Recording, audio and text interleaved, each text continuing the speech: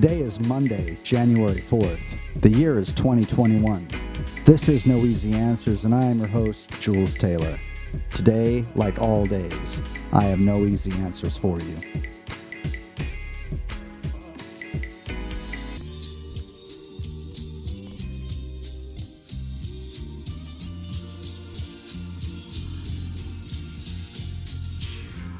Well, thank you for tuning in from wherever you're listening. My name is Jules Taylor. I'm the host of No Easy Answers. Welcome to the podcast, and I am really happy to have you here with us today.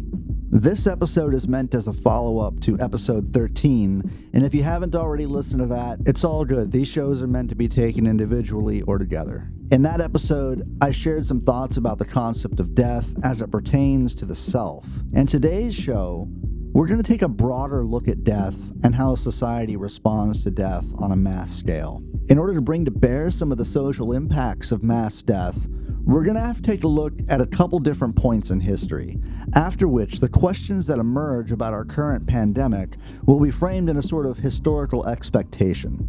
Look, I don't think any one of us expects society to be unchanged by COVID-19, and it seems reasonable to presume that the social fabric is going to shift in certain ways, but none of us know exactly how that will change or what those changes look like.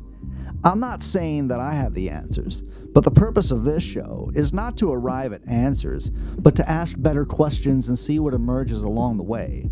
So at the end of this episode, I'll have 5 questions that will hopefully give us a more profound way to think about our current historical moment, and perhaps we can grasp a better concept of the ways our social fabric will change as a result of all that has gone on in the year 2020. Stick around after we arrive at the questions, because I have a way that you can join the conversation too.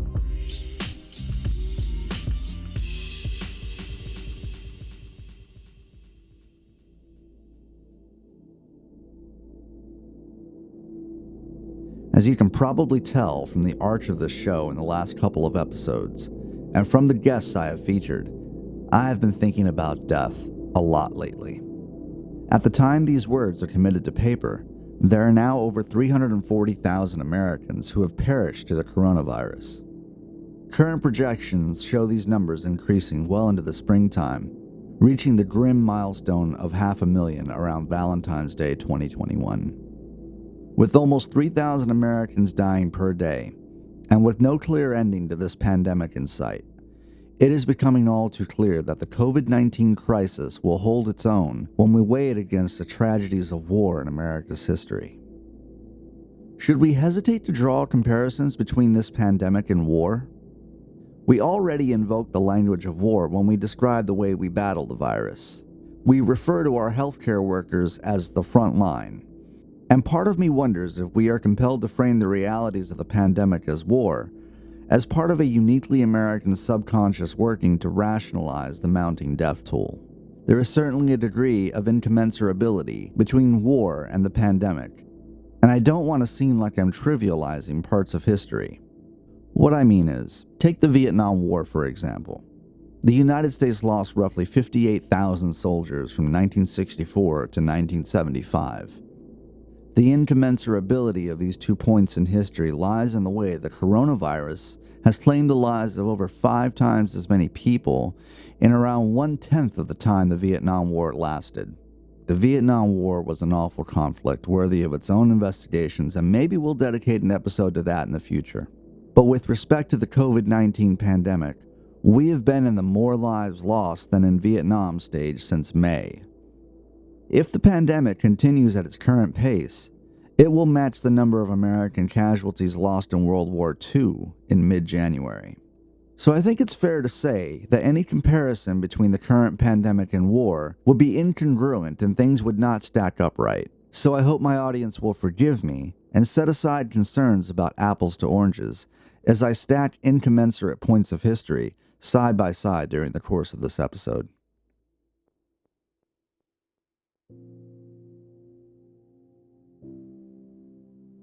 We're going to start out with our first incomparable point in history, the mid-1300s. According to medieval historians, in a period of 4 years, roughly 50% of the European population died of plague. It was the deadliest pandemic in recorded human history, killing somewhere around 75 to 200 million people in Europe, Asia, and North Africa. Infections and death peaked in Europe during the years 1347 to 1351. In total, the plague may have reduced the world's population from an estimated 475 million to 350 million. In 1348, the disease spread so rapidly that before any physicians or government authorities had time to reflect on its origins, about half the European population had already perished. It was not uncommon for as much as half of the population to die in crowded cities. Around half the population of Paris died. The population of Florence, Italy was reduced from 120,000 down to around 50,000 in 1351. At least 60% of Hamburg perished, and monks, nuns, and priests were especially hard hit since they cared for victims of the plague. It's difficult to imagine what life would be like during such a catastrophic event, so I'm going to quote a chronicler named Agnolo di Tura from Siena, Italy. This quote is taken from a book by Barbara Tuchman called A Distant Mirror, The Calamitous 14th Century, and I'm going to quote extensively from it during the course of this monologue. The mortality began in Siena in May of 1348. It was a cruel and horrible thing, and I do not know where to begin to tell of the cruelty in pitiless ways. It seemed to almost everyone that one became stupefied by seeing the pain, and it is impossible for the human tongue to recount the awful thing. Indeed, one who did not see such horribleness can be called blessed, and the victims died almost immediately. They would swell beneath their armpits and in their groins and fall over dead while talking. Father abandoned child, wife husband, one brother another, for this illness seemed to strike through the breath and sight. And so they died, and none could be found to bury the dead for money or friendship. Members of a household brought their dead to a ditch as best they could, without priest, without divine offices. Nor did the death bell sound, and in many places in Siena, great pits were dug and piled deep with a multitude of dead. And they died by the hundreds both day and night, and all were thrown into those ditches and covered with earth. And as soon as those ditches were filled, more were dug. And I, Agnolo di Tura, buried my 5 children with my own hands. And there were also those who were so sparsely covered with earth that the dogs dragged them forth and devoured many bodies throughout the city. There was no one who wept for any death, for all awaited death. And so many died that all believed it was the end of the world." End quote. The disease was bubonic plague, present in 2 forms. One that infected the bloodstream and was spread by contact, and a second, more virulent pneumonic type that infected the lungs and was spread by respiratory infection. The presence of both at once caused a high mortality rate and the speed of contagion. So lethal was the disease that cases were known of persons going to bed well and dying before they woke up, of doctors catching the illness at bedside and dying before the patient. So rapidly did it spread from one another that to a French physician, Simone de Covino, it seemed as if one person could, quote, infect the whole world. The malignity of the pestilence appeared more terrible because its victims knew no prevention and no remedy.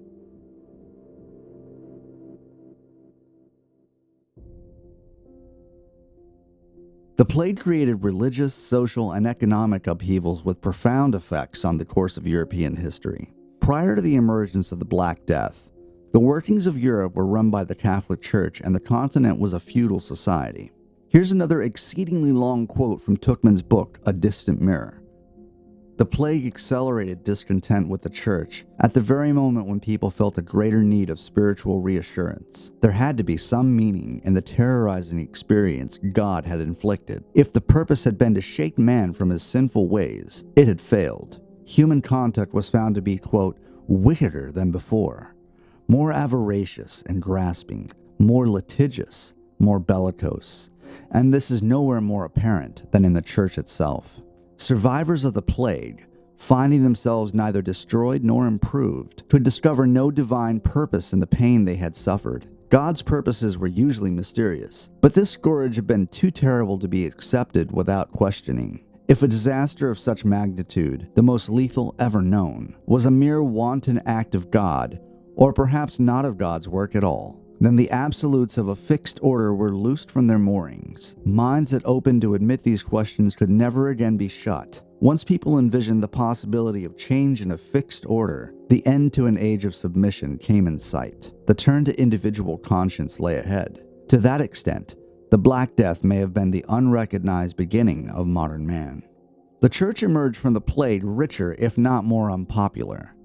When sudden death threatened everyone with the prospect of being carried off in a state of sin, the result was a flood of bequests to religious institutions. In Florence, the Church of Orsan Michel received 350,000 florins, intended as alms for the poor, although in this case the directors of the company were accused of using the money for their own purposes, on the grounds that the very poor and needy were already dead. While the church garnered money, personal attacks on the clergy increased, stimulated partly by the failure of priests during the plague to live up to their responsibilities. That they died like other men was doubtless forgiven, but that they let Christians die without sacraments or charge more for their services in the crisis, as many did, was violently resented. Even during the Jubilee, the Roman populace, moved by some mysterious tremor of local hostility, jeered and harassed the cardinal legate. On one occasion, as he was riding in a procession, he was shot at by a sniper and returned pale and trembling with an arrow through his red hat.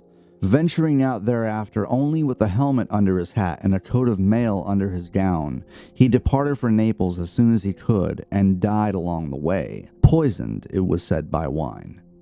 In England, where anti-clericalism was endemic, citizens of Worcester in 1349 broke down the gates of the priory of St. Mary attached to the cathedral, attacked the monks, chased the prior with bows and arrows and other offensive weapons, and tried to set fire to the buildings.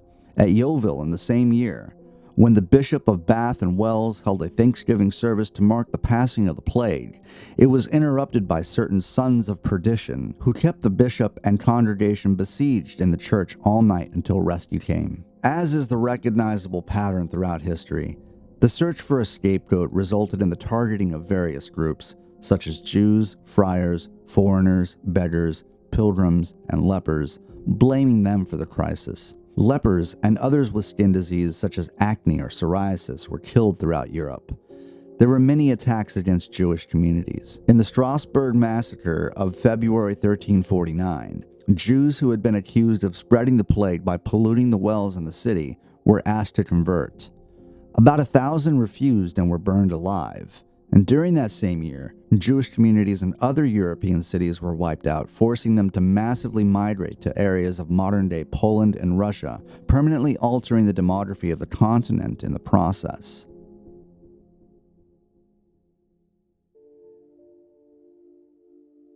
The pandemic completely restructured both religion and political forces. Survivors began to turn to other forms of spirituality, and the power dynamics of the fiefs and city-states crumbled. The demographic declines due to the pandemic resulted in the prices of food dropping and devaluing of land by 30 to 40% in most of Europe between the years 1350 and 1400. Landholders faced a great loss. But for ordinary men and women, it was a windfall. The survivors of the pandemic found not only that the prices of food were lower, but also the lands were more abundant, and many of them inherited property from their dead relatives, which also served to destabilize feudalism. As a result of the decimation of the populace, the value of the working class increased, and commoners came to enjoy more freedom.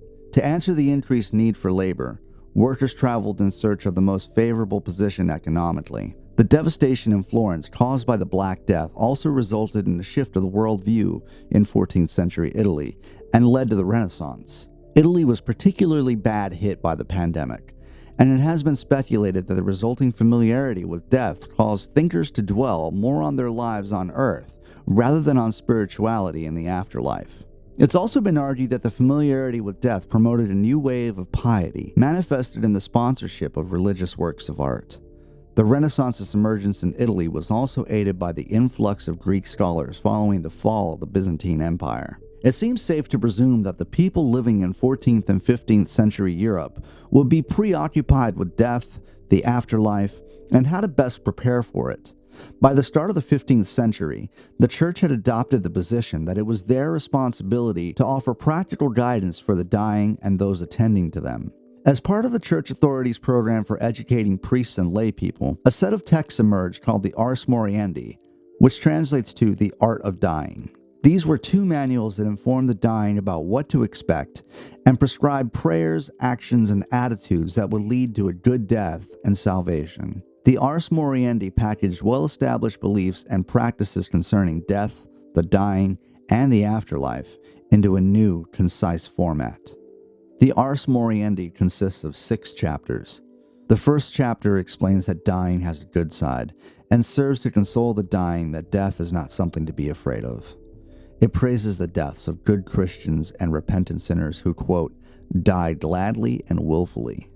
Because the best preparation for a good death is a good life, Christians should live in such a way that they may die safely at any given moment.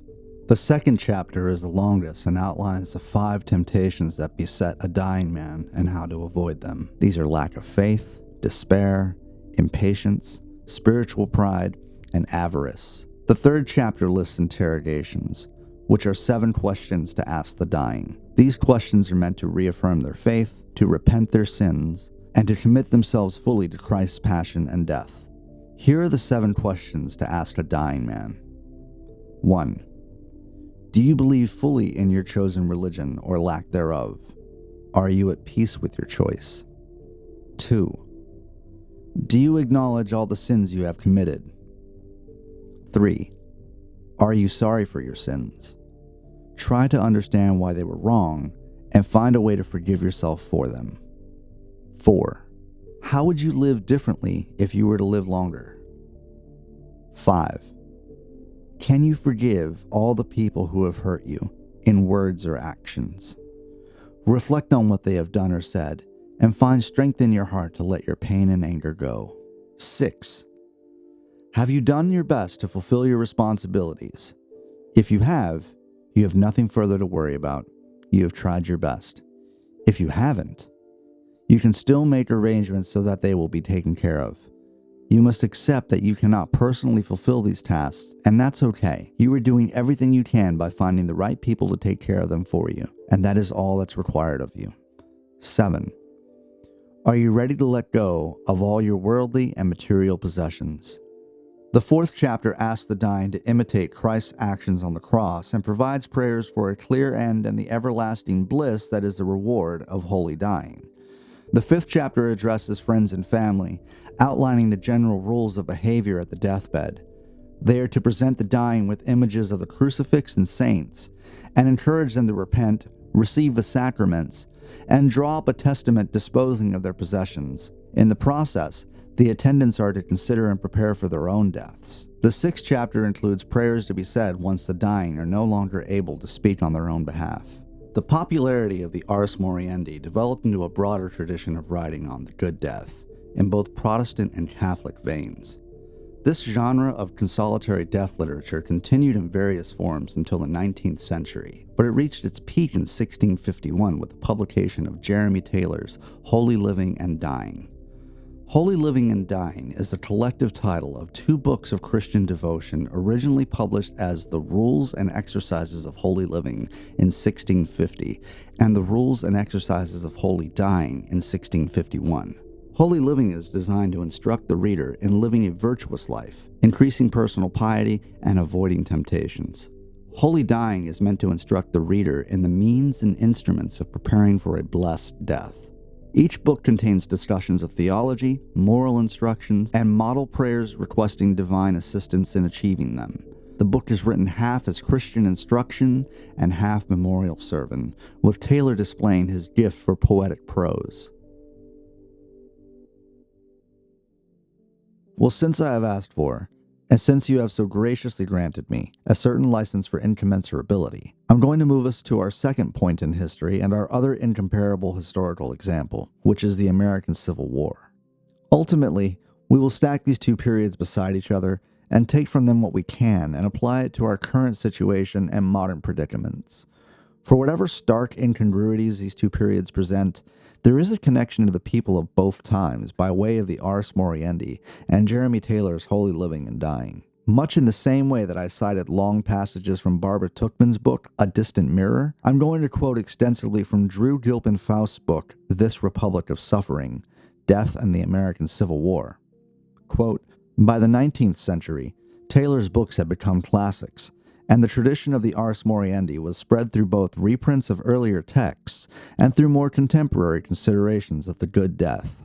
Often these more modern renditions appeared in new contexts and genres, in sermons that focused on one or two aspects of the larger death, in American Sunday school union tracts distributed to youth across the nation, in popular health books that combine the expanding insights of medical science with older religious conventions about dying well, and in new literature with the exemplary deaths of Dickens' Little Nell, Thackeray's Colonel Newsom, or Harriet Beecher Stowe's Eva.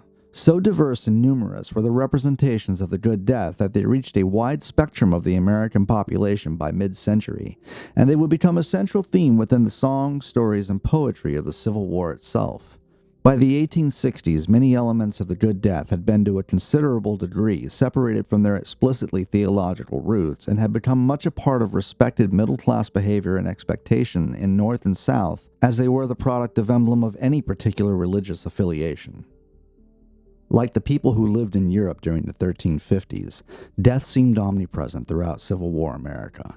The number of soldiers who died between 1861 and 1865 is approximately equal to the American fatalities in the Revolution, the War of 1812, the Mexican War, the Spanish-American War, World War I, World War II, and the Korean War combined.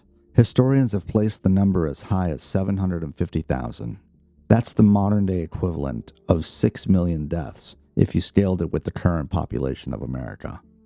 Like the people of feudal Europe, Americans struggled with the impact and meaning of death, not just in terms of the sheer numbers, but in the way the Civil War violated prevailing assumptions about life's proper end, about who should die, when and where, and under what circumstances. For Americans, death was no longer encountered individually. Mortality rates were so high that nearly every American family was touched. Death's threat, its proximity, its actuality became the most widely shared of war's experience. Historians have only recently begun to consider the social and cultural meanings of Civil War death, but burgeoning interest in the war by way of social historians has begun to raise questions about the wider impact of battlefield slaughter, and to suggest that such mortality, even in a society far more accustomed to death than our own, must have exerted a profound influence on Americans' perception of the world around them, as well as their hopes for a world to come. For the people of mid-19th century America, death would enter the experience of the American people and the body politic of the American nation as it never had before, on a scale and in a manner no one had ever imagined possible, under circumstances for which the nation would prove completely unprepared. Civil War American society had to identify, meaning find, invent, and create, the means and mechanisms to manage more than 500,000 dead, their deaths, their bodies, their loss, along with new ways of coping with death on an unimaginable scale. How they accomplished this task reshaped their individual lives and deaths at the same time that it redefined their nation and their culture. Before the Civil War, there were no national cemeteries, no provisions for identifying the dead, or notifying next of kin, or providing aid to the suffering families of dead veterans, no federal relief programs, no effective ambulance corps, no adequate federal hospitals, no federal provisions for burying the dead, no Arlington Cemetery, no Memorial Day. As a nation, America embarked on a new relationship with death in a whole series of ways. Its survival would be assured and defined by the deaths of so many hundreds of thousands of people, becoming inseparable from death in that sense. In a second way, the United States took on a new relationship with death in a national sense because of the pension system and the reburial system, and the bureaucracy of death would transform the nature of the federal government. It would become a stronger and more centralized nation with more responsibilities, partly by taking on these obligations that grew out of Civil War death. Death created the modern American Union, not just by ensuring national survival, but by shaping enduring national structures and commitments. The people of 19th century America, like the people of 14th century Europe, had suddenly found themselves facing an incomprehensible catastrophe over which they had absolutely no control. The people of both eras would resist the plague and war's assault on their conceptions on how life should end, and challenge their most fundamental assumptions about life's value and meaning. To quote from a different work by Drew Gilpin Faust, The Civil War Soldier and the Art of Dying, quote, "As they faced horrors that forced them to question their ability to cope, their commitment to the war, even their faith in a righteous God, soldiers and citizens alike struggled to retain their most cherished beliefs and make them work in a dramatically altered world that the war had introduced." End quote.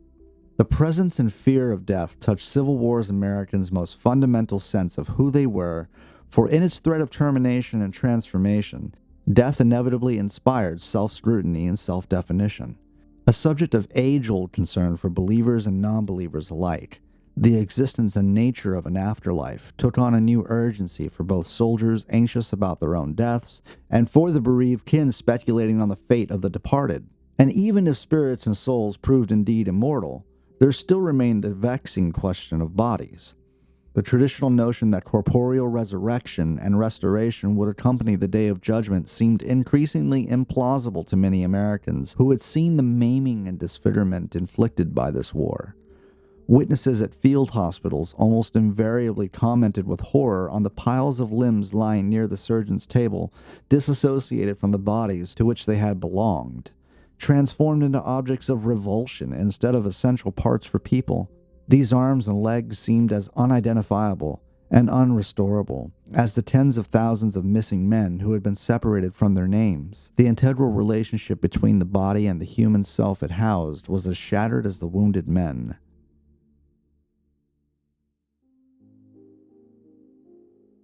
The good death proved to be a concern shared by almost all Americans of every religious background. Soldiers and their families struggled in a variety of ways to mitigate such cruel realities, to construct a good death even amid chaos, to substitute for missing elements or compensate for unsatisfied expectations. Their successes and failures influenced not only the last moment of thousands of dying soldiers, but also the attitude and outlook of survivors who contended with the impact of these experiences for the rest of their lives.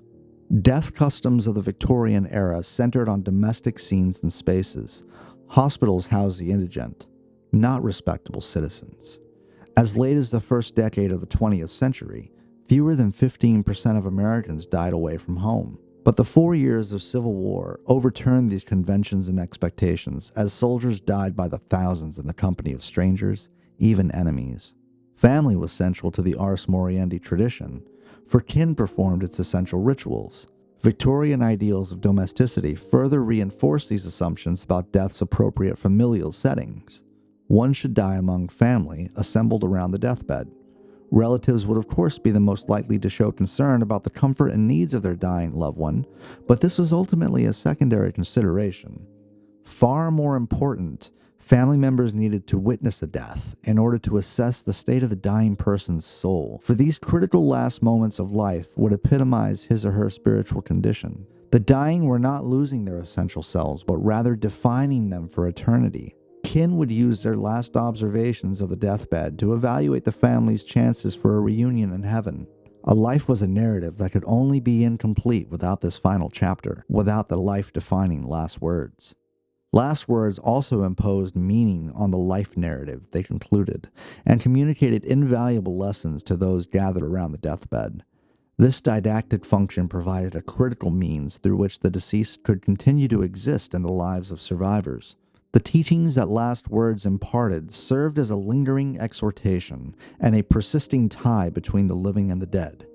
To be deprived of these lessons, and thus this connection, seemed unbearable to many 19th century Americans left at home while their sons, fathers, husbands, and brothers died with their words unrecorded or even unheard.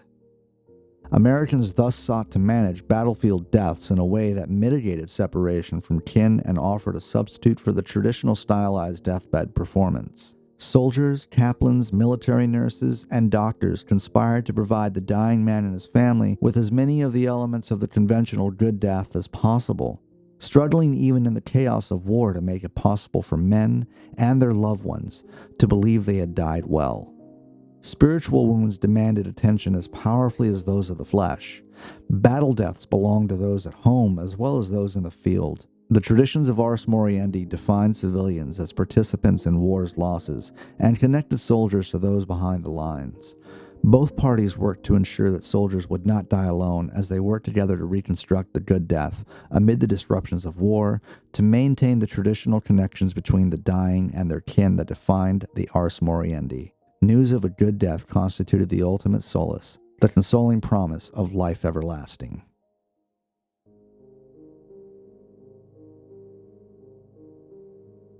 With all this in mind, I'm going to read to you a transcript of a Civil War letter written by James Robert Montgomery. I'll leave a link in the show notes so you can see the images of the original letter. The letter is dated May 10th, 1864. Dear Father, this is my last letter to you. I went into battle this evening as courier for General Heth.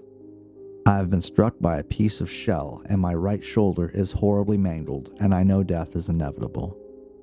I am very weak, but I write to you because I know you would be delighted to read a word from your dying son. I know death is near, that I will die far from home and friends of my early youth. But I have friends here too who are kind to me. My friend Fairfax will write you at my request and give you the particulars of my death. My grave will be marked so that you may visit it if you desire to do so, but it is optionary with you whether you let my remains rest here or in Mississippi. I would like to rest in the graveyard with my dear mother and brothers, but it is a matter of minor importance.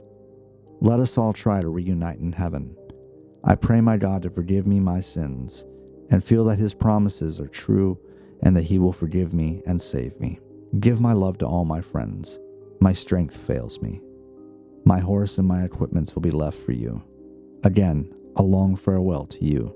May we meet in heaven. Your dying son, J.R. Montgomery. This republic of suffering brings into focus the irreducible lived experience of the American Civil War and the ways in which American society coped with and was transformed by death on such a massive scale. We can see some of these elements in J.R. Montgomery's letter, that he uses the word delighted, and that he is sure that his father would be delighted to read a word from his dying son. That goes to show how news of a good death was the ultimate solace. It's important to understand that up until about a century before the American Civil War, the conception of heaven was a place that was cold and distant and theocentric, meaning heaven focused exclusively on the connection between God and man. By around 1858, a more modern notion of heaven had begun to emerge as American religious denominations gradually embraced a softening view of heaven, one that was not so separate or different from a life on earth. You could say that the widespread assumption among Civil War Americans that they would one day be reunited with lost kin helped to push the concept of heaven into an eternal family reunion. One must imagine that part of the delight J.R. Montgomery's father would have felt was that he received any correspondence at all, given that many families went without updates. His father was lucky in the sense that at least he was given some instructions as to where his son was buried, and that his son had some semblance of a good death.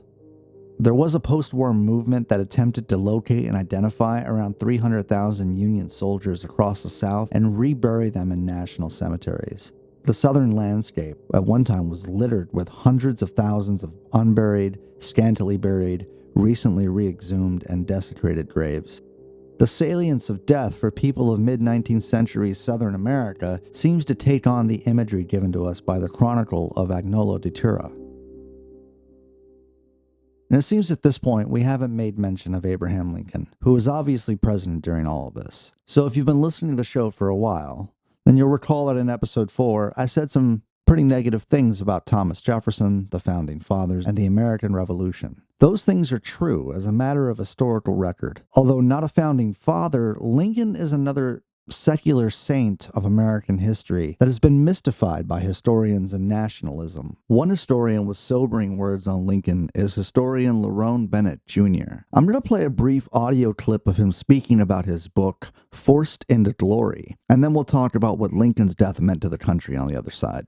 White authors have written about 16,000 books and monographs on Abraham Lincoln. Black authors have paid very little attention to Abraham Lincoln, 3 or 4 books, maybe 5, compared to 16,000 books and monographs. Abraham Lincoln has never been the thing in black America that he has always been in white America, which suggests to me, and this is speculation, but I say it in the book, I surmise that black people know Lincoln, have always known him, at a depth beneath words. At any rate, they have not felt it necessary, they've not felt the need or the interest to address him the way white historians have addressed him. Virtually almost everything we've been told about Abraham Lincoln in the last 135 years is wrong or needs correcting or needs somebody to have a long dialogue on.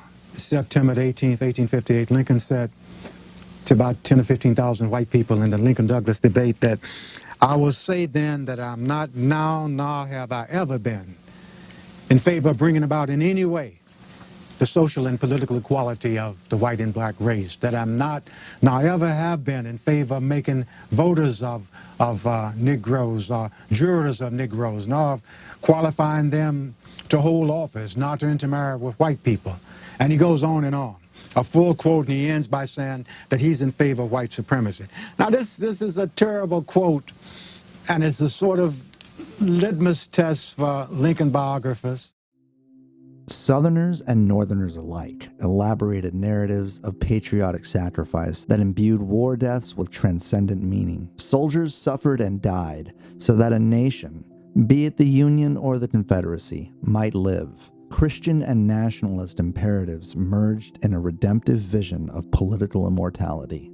Lincoln's Gettysburg Address is perhaps the best example of such an explanation and justification of war's carnage. Determined that these dead shall not have died in vain, Lincoln hallowed and sacralized a nation and its purposes with biblical cadences, even as he scarcely mentioned God. In the address, the dead themselves become the agents of political meaning and devotion. They act even in their silence and anonymity. Lincoln immortalized them as the enduring inspiration for an immortal nation. Unlike the honored dead, the Union would not perish from the earth. Soldiers' deaths, like Christ's sacrifice, become the vehicle of salvation, the means for a terrestrial political redemption. Lincoln's providential view of the war and its carnage appeared with perhaps even greater force a year and a half later, as both the conflict and his life neared conclusion. In the second inaugural of March 1865, Lincoln again offered an explanation for wartime slaughter, but this time it was God, not man, who gave it meaning. An Old Testament God of justice is avenging the sins of slavery. The Civil War and its deaths are not so much sacrifice as atonement. Yet if God wills that it continue until every drop of blood drawn with the lash shall be paid by another drawn with the sword, as was said 3,000 years ago, so still it must be said, the judgments of the Lord are true and righteous altogether. Providential views of the war had abounded from the earliest days of the conflict when North and South competed to claim God for their side. The Confederacy, as one Southern clergyman declared, would be the nation to do his work upon the earth. The official Confederate seal proclaimed Deo Vindis, with God as vindicator. But only as the enormous cost in lives became clear did it seem imperative explicitly to link providentialist notions to war's losses, to impart to these deaths both transcendence and meaning. As Georgia Bishop Stephen Eliot exclaimed this necessity in an 1864 sermon, to shed such blood as we have spilled in this contest for the mere name of independence, for the vanity or pride of having a separate national existence, would be unjustifiable before God and man. We must have higher aims than these. But as Lincoln's second inaugural, delivered on the eve of victory, insisted, God has his own purposes and makes his own judgments. He and neither Yankees nor Confederates would define the reach of his providence. Both sides in the terrible conflict, quote, read the same Bible and pray to the same God, and each invokes his aid against the other. The prayers of both could not be answered, end quote. Northern success and Southern defeat necessarily altered providential explanations of war and its carnage. Northerners were reinforced in their conviction that lives had not been lost in vain and were encouraged in their sense of national mission. Confederates confronted what for many became a profound test of faith. less than a week after General Robert E. Lee surrendered his 28,000 troops to Union General Ulysses S. Grant, ending the American Civil War. Abraham Lincoln died on Good Friday, just as the war's killing promised to end. His death was the ultimate death, and became in many ways emblematic of all the losses of the war. A national outpouring of grief represented an aggregation of the war's woe. It was, in the words of one popular song sheet, the national funeral. Lincoln's death was at once each soldier's death and all soldiers' deaths, but it also served purposes beyond catharsis. The parallels between Lincoln and Christ were powerful and unavoidable, reinforcing belief in the war's divine purpose, realized through the sacrifice of the one for the many. When Congregational clergyman Leonard Swain proclaimed in an Easter Sunday sermon, "One man has died for the people, in order that the whole nation might not perish," he invoked the Christian narrative of redemption, as well as the very words of Lincoln himself, uttered 2 years earlier at Gettysburg. Lincoln's death had broadly transcendent and specifically national significance, tying American purposes to those of God.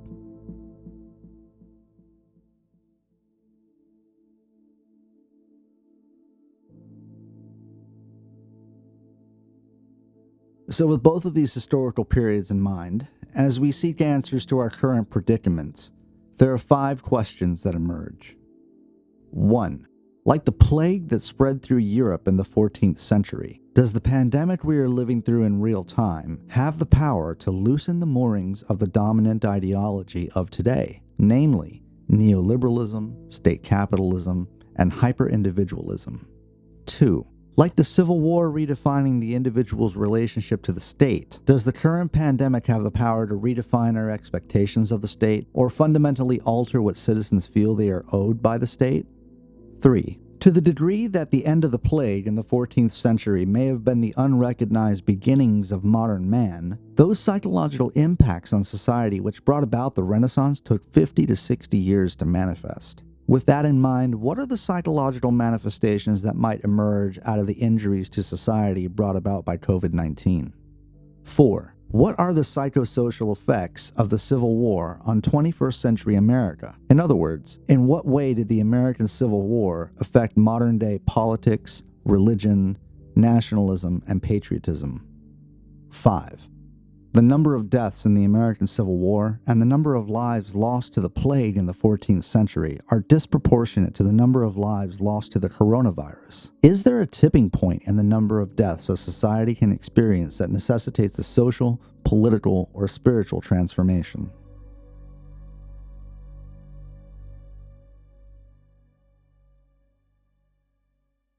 So, like I said in the beginning of this episode, I don't have the answers to these questions, and I don't think anyone has the answers.